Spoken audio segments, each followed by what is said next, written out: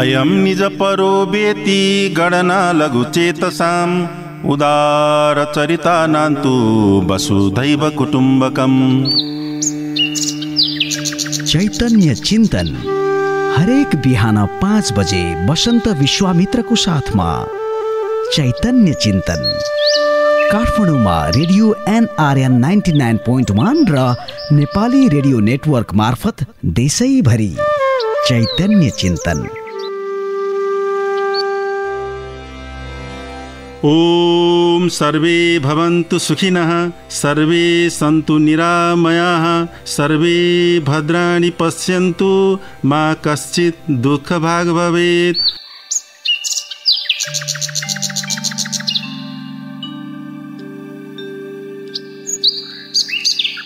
नमस्कार, म बसन्त विश्वामित्र तपाईलाई बिउझाउन आइसकेको छु चैतन्य चिन्तनका साथमा।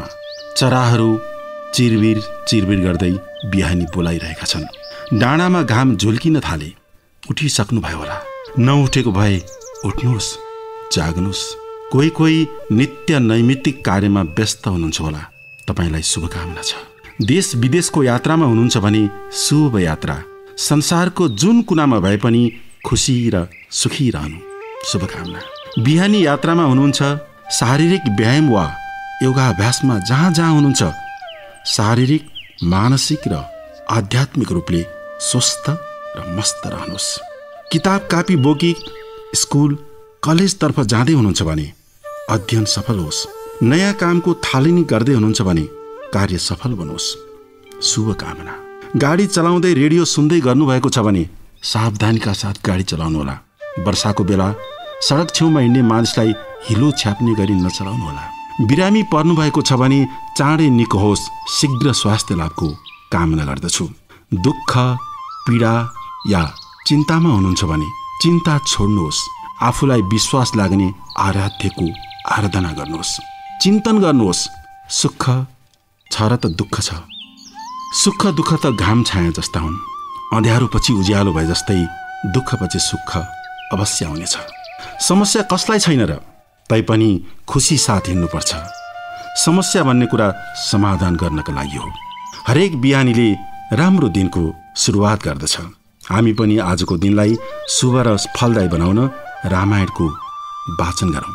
आदि कविको नासो उहाँकै शैली र भावमा वाचन गर्ने प्रयास गरौँ। आज हामी बालकाण्डको 86औं श्लोकबाट सुरु गरौँ। विश्वामित्र बहुत प्रसन्न हुन गई रामलाई काखमा लिया। भोजन गर्न निमित्त राम कन तहाँ मीठा फलादी दिया। 3 दिन ताही मुकाम भयो प्रभुजीको वार्ता कथा का गरी। 4था दिन ऋषिले गर्या बिनती एक रामका अगाडि सरी। हे राम जाऊँ जनक जी का पुरी महा, राजा जनक छन् बडा। गर्नन् आदर भक्तिले हजुरको सामने हुन्या छन् खडा। तहाँ एक शिवको धनु पनि छ बेस, देखिएला त्यो पनि। यो बिन्ती ऋषिको सुनेर रघुनाथ खुसी भया बेस भनी। विश्वामित्र र भाइ लक्ष्मणली श्रीराम हिँड्या थ्या जसै। आश्रम गौतमको पर्यो नजरमा, गंगा किनारको तसै। आश्रमका नजिकै असल फल सहित फुलको बगैँचा थियो। जन्तु नाम त थिएन कोही त पनि, सम्भार बिनै त्यो जियो। मालूम राम कन क्या कहीं कमी थियो, जोता जगतका धनी, सोध्या तै पनि यो असल छ किन, यो रित्तो बगैँचा भनी। विश्वामित्र थिया सबै गुण निपुण, विस्तार सुनाया पनि। गौतमको अघि बस्ती हो अब भन्या, छैनन् यहाँ कोही पनि। भार्या गौतमकी समान गुणकी, भक्तै अहल्या थिइन्। ब्रह्माकी तितपुत्री हुन्, गुणी हुँदा सब खुस गराइलिन्।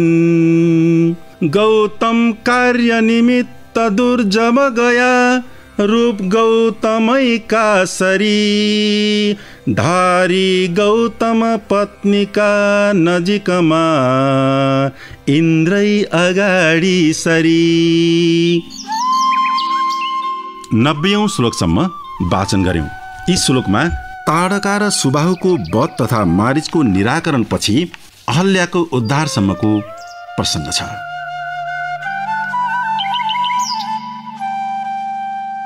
असार 29 गते अर्थात् भानु जयन्ती आउन एक साता बाँकी छ। आदिकवि भानुभक्त आचार्यको 210औं जन्म जयन्तीलाई नेपाली रेडियो नेटवर्कले अभियानको रूपमा मनाउँदैछ। म पनि पढ्छु रामायण, यो हाम्रो अभियान हो। रामायण वाचनको परम्परा 9 दिनको हुने भएकोले आजदेखि 31 गतेसम्म यो महिनाभरि भानुभक्तको सम्झनामा दिनदिनै कार्यक्रम गर्दैछौँ। कार्यक्रमको शैली संवादको हुनेछ, तर अनौपचारिक। पहिलो संवाद सुरु गरौँ एकजना महाकाव्यकारसँग। उहाँ हुनुहुन्छ डाक्टर नवराज लम्साल। नमस्कार, यहाँलाई स्वागत छ कार्यक्रम चैतन्य चिन्तनमा।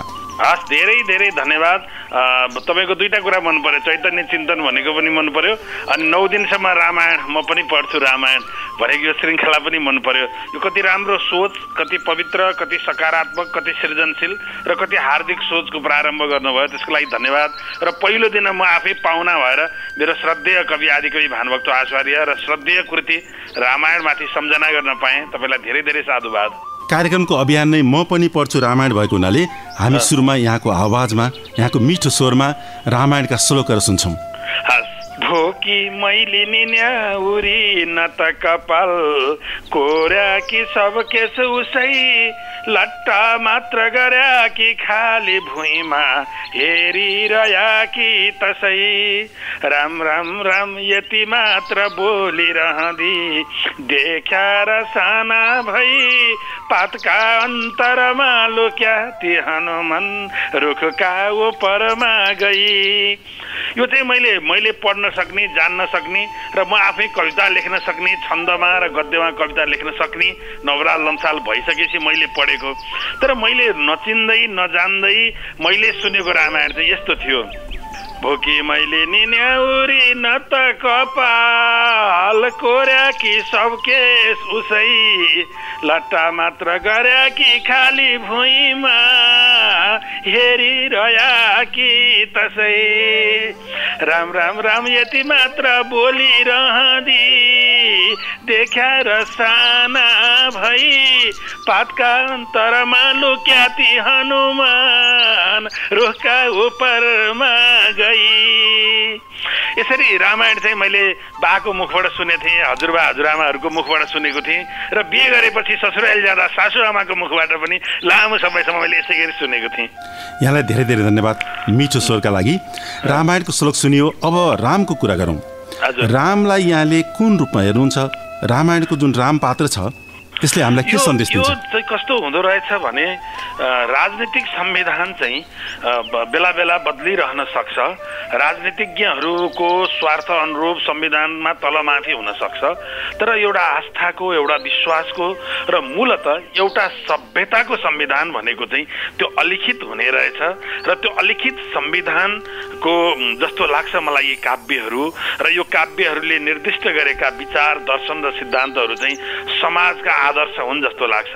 त्यो राम पात्र ईश्वरको रूपमा रामलाई पुज्नुहोस् वा गैर ईश्वरको रूपमा पुज्नुहोस् वा जसरी एउटा पात्रको रूपमा पुज्नु होला, त रामसँग एउटा आदर्श, रामले आफ्नो पिताको वचन पूर्ण गरेको एउटा पात्र, भाइहरूलाई प्रेम गरेको एउटा पात्र, सामाजिक लान्छनाहरूबाट जोगिँदा सबभन्दा प्रिय आफ्नै श्रीमतीलाई पनि त्याग गर्न सकेको त्यो सामाजिक लान्छना, सामाजिक विद्रोहहरूको, समाजका खराब कुराहरूमाथि सचेत भएको त्यो धेरै कुराबाट म रामलाई बुझ्दछु। आज हेर्नुहोस्, आज पिताजीले भनेको मान्ने छोराछोरी कति होलान् समाजमा। ठुला ठुला स्कुल र कलेजहरूमा पढेर नामका धेरै ठुला डिग्रीहरू लिने छोराछोरीहरू पनि के बाबुआमाले भनेको मान्छन् त? मान्दैनन् र त समाज बिग्रिएको छ। अनि अहिले आफ्ना भाइ दाजुभाइ दिदी बहिनी कुल कुटुम्ब इष्टमित्रका लागि श्रद्धा र माया गर्ने त्यो खालको जमात हामीसँग छ त? छैन र त समाज विखण्डित भएको छ। अनि आफ्नी प्राणभन्दा प्यारी श्रीमतीलाई पनि दुनियाँले लगाएको आक्षेपबाट मुक्ति दिलाउनका निम्ति श्रीमतीलाई त्याग गर्ने हिम्मत गरे। तर आज राजनेताहरू, राजनीतिक दलका ठुला ठुला राजनेता, शीर्षस्थ नेताहरूलाई पब्लिकले सडकमा उभ्याएर चोरौँला उठाएर ए खबरदार तैँले यस्तो गरिस् भन्दाखेरि आफै पद छोड्न तयार छैनन्। यिनले घर परिवार के छोड्छन्? त्यस कारणले त वितृष्णाहरू जन्मिएको छ।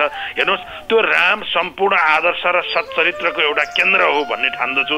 राम पढेर रामको सच्चरित्र र आदर्श बुझेर त्यो अनुसार व्यवहार गरिदिएको भए अहिले समाज अर्कै हुन्थ्यो, जीवन अर्कै हुन्थ्यो, दुनियाँ अर्कै हुन्थ्यो।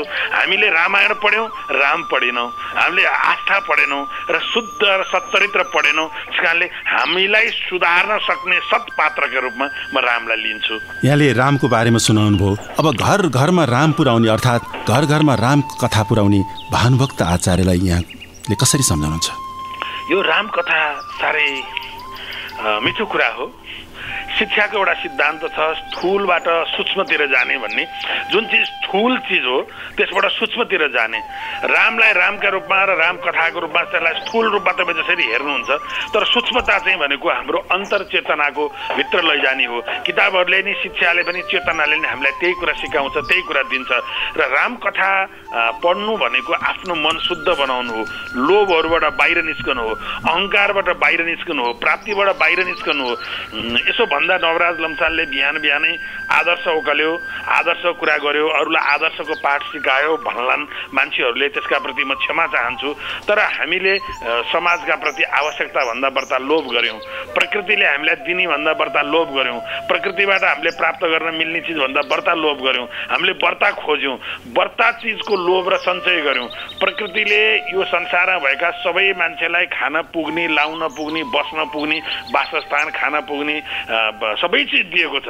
तर हामीले कुनै एउटा व्यक्ति विशेष, कुनै समूह विशेषले बढ्ता सञ्चय गरिदिएको हुनाले अहिले समाजमा भोकमरी, खडेरी, दुर्भिक्ष आदि चिज भएका हुन्। मलाई के लाग्छ भने यो पृथ्वीलेमा सबै प्रकृतिले सबैलाई पुग्ने सबै चिज दिएको छ।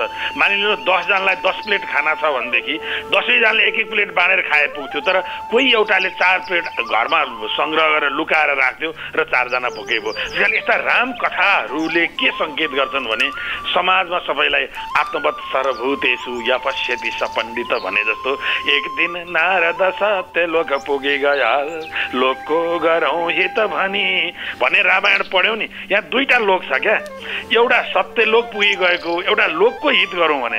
लोक भनेको दुनियाँ। आज हामी लोकतन्त्र भन्छौँ नि, हामीले भनेको लोकतन्त्र रामायणमा भानुभक्त आचार्यले उही बेला भनेको थियो। एउटा लोक भनेको जमिन हो, भूगोल हो, ठाउँ हो। एउटा लोक भनेको दुनियाँ हो। हेर्नुहोस् त, एक दिन नारद सत्य लोक पुगी गया लोकको गरौँ हित भनी। त्यो सत्य लोक चाहिँ ठाउँ हो, कुनै ठाउँ हो। र लोकको हित गरौँ भने दुनियाँको हित गरौँ भने हो। त्यो आज हामी लोकतन्त्र भन्यौँ, लोकतन्त्रवाद 46सम्म प्रजातन्त्र भन्थ्यौँ, 80सम्म प्रजातन्त्र भन्थ्यौँ। संविधान लोकतन्त्र लेख्न थाले 15 वर्ष भयो। भर्खर हाम्रा राजनेताहरू संविधान लोकतन्त्र लेखेर भयङ्करको कुरा गर्छन्। 210 वर्ष पहिला जन्मेको भानुभक्त आचार्यले लोकको गरौँ हित भनी उही बेला लोकतन्त्रको कुरा गरिसकेका थिए। त्यस कारणले त्यो राम कथा चाहिँ राजनीतिसँग, दर्शनसँग, समाजसँग, सामाजिकतासँग, पितृभक्तिसँग, आफ्नो पारिवारिक मिलनसँग, दाजु भक्तिसँग, भाइ भातृ प्रेमसँग, पति पत्नीको प्रेमसँग, जातिसँग सबैसँग जोड्न सकिन्छ। यो हाम्रो समाजसँग अभिन्न अभिन्न अभिन्न भएर रहेको छ। नेपाली भाषाको पहिलो महाकाव्य रामायण हो, त्यसपछि देवकोटाको शाकुन्तललाई आधुनिक महाकाव्य भन्यो, पहिलो आधुनिक महाकाव्य बन्यो। यहाँले मदन पुरस्कार प्राप्त गरेको अग्नि महाकाव्यसम्म आइपुग्दा यहाँले भानुभक्तको आदिकाव्य रामायणलाई फर्केर कसरी हेर्नुहुन्छ? राम्रो, तपाईलाई धेरै धेरै धन्यवाद। एकै प्रश्नमा तपाईले 3वटा चरणको प्रतिनिधित्व गराइदिनु भयो। रामायण नेपाली पहिलो महाकाव्य हो। भानुभक्त आचार्यलाई आदि कवि भन्छौँ। आदि भनेको पहिलो कवि, पहिलो एकदम चेतना सहितको पहिलो कवि। आदि कवि भानुभक्त आचार्यद्वारा लिखित पहिलो महाकाव्य रामायण। त्यो रामायणलाई चाहिँ धर्म ग्रन्थका रूपमा मान्छेहरूले लिए, साहित्यिक मूल्य भन्दा वार्ता अर्को अक्षता फुलपाती पानी चढाएर धार्मिक ग्रन्थको रूपमा लिए। त्यो धर्मबाट फुत्काएर समाज र सामाजिक परिवेशमाथिको विश्लेषण देवकोटाले शाकुन्तल लेख्नुभयो, त्यसलाई पहिलो आधुनिक महाकाव्य भनियो। त्यसै देवकोटेले युग महाकाव्यको युग, उहाँ आफै महाकविको रूपमा परिचित हुनुहुन्छ। सौभाग्यवश त्यही काव्य धारामा निरन्तर बग्न पाएँ। मेरो 66मा कर्ण र 73मा धरापछि 78मा अग्नि प्राप्त भयो। भर्खर तपाईँले उल्लेख गर्नुभयो जस्तै राष्ट्रिय स्तरका मदन पुरस्कार सहित अरू 5वटा पुरस्कार प्राप्त गरेँ। त्यो मेरो सौभाग्य हो। तर मैले मदन पुरस्कार प्राप्त गर्ने समारोहमा दौरा सुरुवाल लाएर उभिएर भन्दा पनि भनेको थिएँ, म यो लामो महाकाव्य विरासतको त्यो राजमार्गमा छेउमा उभिएको एउटा पथिक हुँ भनेको थिएँ। आज पनि म त्यही शब्द दोहोऱ्याउँछु। यदि भानुभक्त हुनुहुन्थेन भने, उहाँले नेपाली कविताको प्रारम्भ गर्नुभएको थिएन भने, उहाँले चाहिँ रामायण लेख्नु भएको थिएन भने, गयो खान्या बेला मकन त मिल्यो राज्य बनको जस्ता पङ्क्तिहरू नलेख्नु भएको भए, अथवा अघि भर्खर हामीले पटक पटक भन्यौँ एक दिन नारद सत्य लोक पुगी गया होस्, अथवा हो कि मैले नि न्याउरी होस्, अथवा उहाँले चाहिँ उहाँको त्यो बेलाको समयको चेतनामा होइन के अरे बिन्ती डिठा बिचारी सितम कति गरौँ चुप रहन छन् नबोली बोल्छन् त ख्याल गरा झैँ अनि पछि दिन दिन भन्दछन् भोलि भोलि कि त शक्ति न भन्नु कि त छिनिदिनु क्या न भन्छन् यी भोलि भोलि भोलि हुँदैमा सब घर बितिगो बक्सियोस् आज झोली जस्तो सामाजिक चेतनाका कविता उहाँले नलेख्नु भएको भए मलाई कर्ण लेख्ने बेलामा महाभारतको पात्र कर्णलाई नायक बनाउने सामर्थ्य ममा हुँदैन थियो होला। देशको बहुलतालाई नै नायक बनाएर एकै देश अनेक जात धर्म राई र लिम्बू महु साँच्चै धीर धिमाल वीर बलियो कोचेर मेचे महु भनेर मलाई धरा लेख्ने आँट हुँदैन थियो होला। र तपाईँले अहिले उल्लेख गर्नुभएको 78मा निस्केको अग्निमा ठुले कामीको कथा, छेलाङ्गी विश्वकर्माको कथा, जुनिमाया विश्वकर्माको कथा लेख्ने त्यो आँट, त्यो हिम्मत र त्यो लेखे बापतको समाजले मलाई सम्मान प्राप्त हुँदैन थियो होला। मूल फुटेसी मात्रै सागर बन्ने हो। देखिँदा सागर ठुलो देखे पनि पहाडमा हिमालमा पग्लेको एक एक हिउँको बिन्दु र पहाडमा फुटेको एक एक भुलको मूल बगेर सागर बन्ने हो। आज हाम्रो पुस्ता सागर चाहिँ फैलिउँला। आज सामाजिक सञ्जालहरूमा फेसबुक ट्विटरहरूमा हौला, छाप्ती मिडियाहरूमा छाउँला, ब्रडसिटका दैनिकहरूमा हाम्रा तस्बिर छापिएलान्, हामी रेडियो र टेलिभिजनहरूमा छाउँला, तर हामी सागर बनाउला। तर हाम्रो पहिलो प्रस्थान बिन्दु रामायणै हो। प्रस्थान बिन्दु हाम्रो आदिकवि भानुभक्त आचार्य नै हुनुहुन्छ र उहाँहरूले प्रारम्भ गरेको त्यो बुँद बुँद, त्यो छिटा छिटा, त्यो अमृत जस्ता बिन्दु बिन्दु टेकेर आज हामी फैलिएर पानी भएर बग्न पाएको हौँ। मलाई गौरव छ, मलाई श्रद्धा पनि छ, मलाई आस्था पनि छ र भानुभक्त आचार्यका प्रति मेरो ठुलो श्रद्धा सम्मान छ र रामायणका प्रति पनि ठुलो श्रद्धा र सम्मान छ।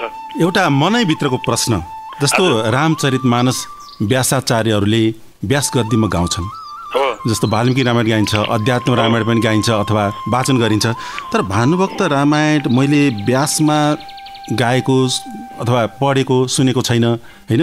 यो किन होला? यदि रामायण हामीले साहित्यिक काव्य मात्रै मानेका छौँ कि यो शास्त्र पनि हो कि या दुवै हो, के हो?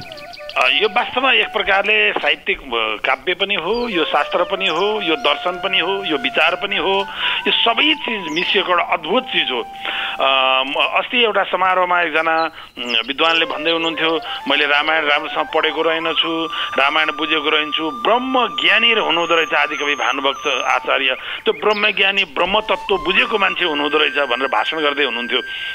अनि तर त्यो बेला यसमा कारण यही होला म भन्न सक्दिनँ। तर तपाईँले भनेको कुरासँग सहमत छु। पुराणहरू भन्दै जाँदा तुलसीकृत रामायणहरू, रामचरित्र मानसहरू गाउँछन्, तर भानुभक्त रामायण पण्डितजीहरूले किन गाएनन् होला, त्यो कुरासँग म पनि सहमत छु। यो प्रश्नले मलाई पनि एक झड्का हान्यो। तपाईँले राम्रो प्रश्न उठाउनु भयो, तर यसको ठ्याक्कै उत्तर त मसँग छैन। तर सम्भावित उत्तर मेरो मनले के भन्छ भने भानुभक्त आचार्यको पालासम्म संस्कृतमा लेखिनुलाई राम्रो मानिन्थ्यो, संस्कृतमा बोलिनुलाई राम्रो मानिन्थ्यो। काव्यहरू लेख्ने भनेको, शास्त्रार्थ गर्ने, बहस गर्ने भनेको संस्कृतमा हो भन्ने चलन ज्यादा थियो। त्यति बेला जनताले बोल्ने, जनताको शैलीमा, जनताको भाषामा, जनताकै जिब्रोमा झुन्डिने गरी नेपाली भाषामा कविता गर्ने भने राम्रो मानिन्न थियो। आज हामीले कविता लेख्ने भने जस्तो उनको पालामा कविता गर्ने भन्ने हुन्थ्यो। यसले त राम्रो कविता गर्न थालेछ भने चाहिँ कविता लेख्न थालेछ भन्ने जमाना थियो। त्यो बेला नेपाली भाषामा भनेर नेपाली भाषा भन्थे, भाषामा भन्थे।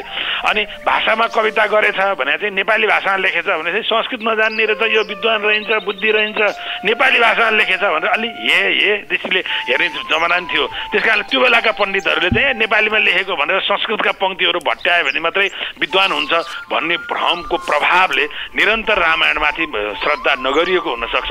अब अहिलेका यो युगका, अहिले वर्तमानका पण्डितजीहरू जो हुनुहुन्छ, स्वामीजीहरू जो हुनुहुन्छ, अहिले महिला पनि र पुरुष पनि धेरै भागवतका वाचकहरू, पुराणका वाचकहरू हुनुहुन्छ। उहाँहरूको कानसम्म यो कुरा पुर्याउन सक्यौँ भने उहाँहरूले आफ्नो कथा प्रवचनहरूमा रामायणका पङ्क्तिहरू पनि पढ्नुहुन्छ कि जस्तो मलाई लाग्छ। धरोधर्म रामो राम, मैले झुटो बोलेको छैन। मैले पहिलोचोटि रामायण पढ्दैछु, एउटा विडम्बना। मैले जानी नजानी रामायण पढ्दैछु र अभियान चलाउँदैछु, म पनि रामायण पढ्छु। अब यसलाई, यो अभियानलाई तपाईँले कस्तो सल्लाह सुझाव दिन चाहनुहुन्छ? साँच्चै राम्रो चिज हो यो, साँच्चै राम्रो चिज हो। रविन्द्रनाथ टैगोरको रविन्द्रनाथ सङ्गीत भनेर एउटा अभियान छ, तुलसीकृत रामायणहरूको पनि होइन एउटा अभियान छ, अरूहरूले गर्छन्। हाम्रो पनि रामायण अभियान किन नभन्ने, देवकोटा अभियान किन नभन्ने। हाम्रो वाचनको शैली हेर्नुहोस्, हाम्रो आफ्नै वाचनको शैली छ। अघि हामीले पटक पटक भन्यौँ, एक दिन नारद सत्य लोक पुगी गया, लोकको गरौँ हेत भने। यो हाम्रो मौलिक शैली थियो नि, यो शैली पनि एउटा मिठो हाम्रो चिज थियो, यो हराइसक्यो होइन। यसबाट यो अभियान तपाईँले सुरु गर्दा दुईवटा कुरा भयो। एउटा रामायणको पुनर्व्याख्या हुन सक्यो, एउटा रामचरित्रको पुनर्व्याख्या हुन सक्यो। एउटा हाम्रो पुराना लयहरूलाई हामीले पछ्याउन पाउने भयौँ, पुराना लयहरूलाई खोज्न पाउने भयौँ। यो साँच्चै तपाईँले सार्थक र माटोको सुगन्ध मिसिएको अभियानको रूपमा सुरु गर्नुभएको छ। यो अभियान निरन्तर रहोस्। तपाईँहरूको यो नेटवर्कले गरे जस्तै अरू अझै समय बाँकी छ। भर्खर तपाईँले 9 दिनको लागि पहिलो दिनको कार्यक्रम गरिराख्नु भएको छ। अब यो अरूले पनि सुरु गरून्। 9 दिन गर्न सक्नेले 7 दिन गरून्, 7 दिन गर्न सक्नेले 5 दिन गरून्, 5 दिन गर्न सक्नेले 3 दिन गरून्, 3 दिन पनि गर्न सक्नेले 29 गते भानु जयन्तीको दिन 1 दिन भयो नि रामायणमाथि बहस चर्चाहरू गरून्, रामायण गायन गरून्, सुनाउन्। मेरो अपेक्षा छ तपाईँको यो अभियानलाई हेरेर यसै गरी अरू साथीहरूले पनि पछ्याउन् भन्ने मेरो गहिरो आग्रह छ। हस्, यहाँलाई धेरै धेरै धन्यवाद। हामीले कुराकानी गर्यौं। धन्यवाद। म खुसी भएँ। म नेपाली भाषा साहित्यको विद्यार्थी, नेपाली भाषा साहित्यमा नि म काव्यमै केही गर्न खोजिरहेको एउटा विद्यार्थी। मैले धेरै चिज गर्न बाँकी छ। काव्यमा पनि मैले कविता काव्यमा पनि महाकाव्यमै केही गर्न खोजेको छु। कर्ण, धरा र अग्नि 3वटा महाकाव्य, र सम्भवतः म अर्को एउटा महाकाव्य लेखौँ भनेर एक प्रकारको सोच बनाएर अध्ययनमा लागिरहेको विद्यार्थीका लागि मेरो आदि कवि र आदि महाकाव्यकारको जन्म सबको सन्दर्भ पारेर मैले यति कुरा बोल्न पाएँ, मेरो शब्दबाटै तर्पण अर्पण गर्न पाएँ। त्यो मौका तपाईँले दिनुभयो। तपाईँको 9 दिन लामो अभियानको प्रारम्भ गर्ने, त्यो प्रारम्भकर्ता हुने पहिलो श्लोक वाचन गर्ने अवसर नै मलाई दिनुभयो। यसमा तपाईँ र तपाईँको समूह सबैका प्रति आभार व्यक्त गर्छु र फेरि एकपटक आदिकवि भानुभक्त आचार्यप्रति हार्दिक श्रद्धा सुमन अर्पण गर्दछु। यहाँलाई धेरै धेरै धन्यवाद। हामीले कुराकानी गर्यौं डाक्टर नवराज लम्सालसँग। यही मिठो कुराकानीसँगै म पनि पढ्छु रामायण अभियान भोलिसम्मका लागि विश्राम माग्दछ। भोलि बिहानै कुखुराको कुखुरी कहाँसँगै तपाईँलाई बिउझाउन आउने बाचा गर्दछु। ओम पूर्णमदः पूर्णमिदं पूर्णात् पूर्णमुदच्यते पूर्णस्य पूर्णमादाय पूर्णमेवावशिष्यते। ओम शान्तिः शान्तिः शान्तिः।